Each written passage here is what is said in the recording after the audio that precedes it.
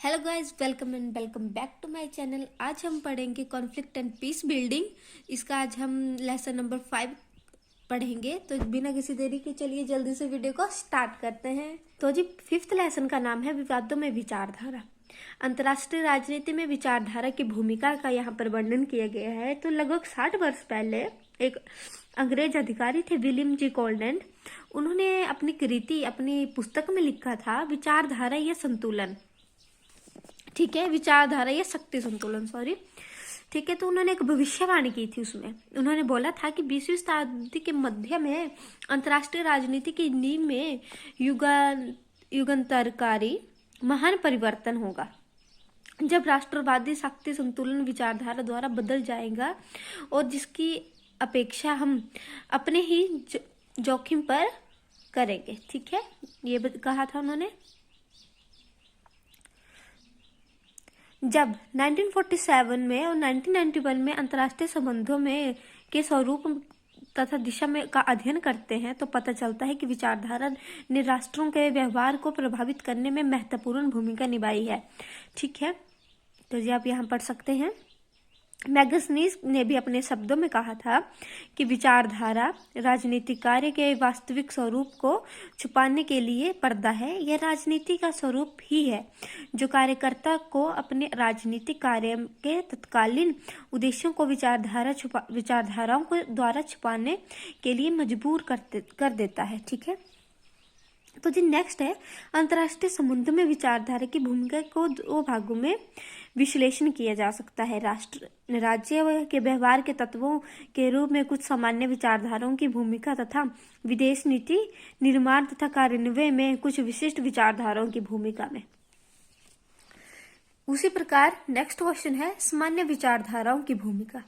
ठीक है, उदारवाद तथा साम्यवाद की विचारधारा 2 मुख्य सामान्य विचारधारा रही हैं। अंतर्राष्ट्रीय संबंधों में राज्यों की भूमिका को प्रभावित करने में महत्वपूर्ण भूमिका अदा की है इन्होंने। सबसे प्रथम है उदारवादी विचारधारा। तो जो उदारवादी विचारधारा क्या होती है? उदारवादी विचारधारा वह विचारधारा होती है जो 17वीं शताब्दी से ही उदारवादी विचारधारा पश्चिमी की सामाजिक, आर्थिक तथा राजनीतिक व्यवस्था का आधार रही है। 20वीं शताब्दी में यही विचारधारा उदारवादी लोकतांत्रिक पूंजीवाद तथा यहाँ तक कि लोकतांत्रिक समाजवाद का सिद्धांत बन गई है। उदारवाद की विचारधारा उत्तम मूल्यों के रूप में व्यक्ति के अधिकारों, स्वतंत्रता तथा व्यक्ति के विकास में पूर्ण विश्वास रखती है और इसीलिए मूल्यों को प्राप्त करने तथा इनकी रक्षा करने वाली नीतियों तथा कार्यों को पूरा तरह वकालत करती है। यह विचारधारा सर्वसत्तावाद, फसासीवाद, निजीवाद, साम्यवाद आदि विचारधाराओं को खतरनाक तथा पूर्णतः विध्वंसकारी विचारधारा मानकर इनका पूर्णतः विरोध करती है, क्योंकि ये विचार व्यक्ति की पहल शक्ति, उद्यम तथा स्वतंत्रता को समाप्त कर देती है। मार्क्सवादी विचारधारा। तो जो मार्क्सवादी विचारधारा क्या होती है?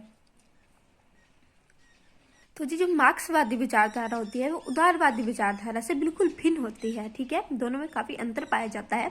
जो मार्क्सवादी विचारधारा के दार्शनिक पर आधारित यह विचारधारा सामाजिक, आर्थिक, राजनीतिक समानता को मुख्य महत्व की मानती है तथा इसे स्वतंत्रता से अधिक महत्वपूर्ण मानती है।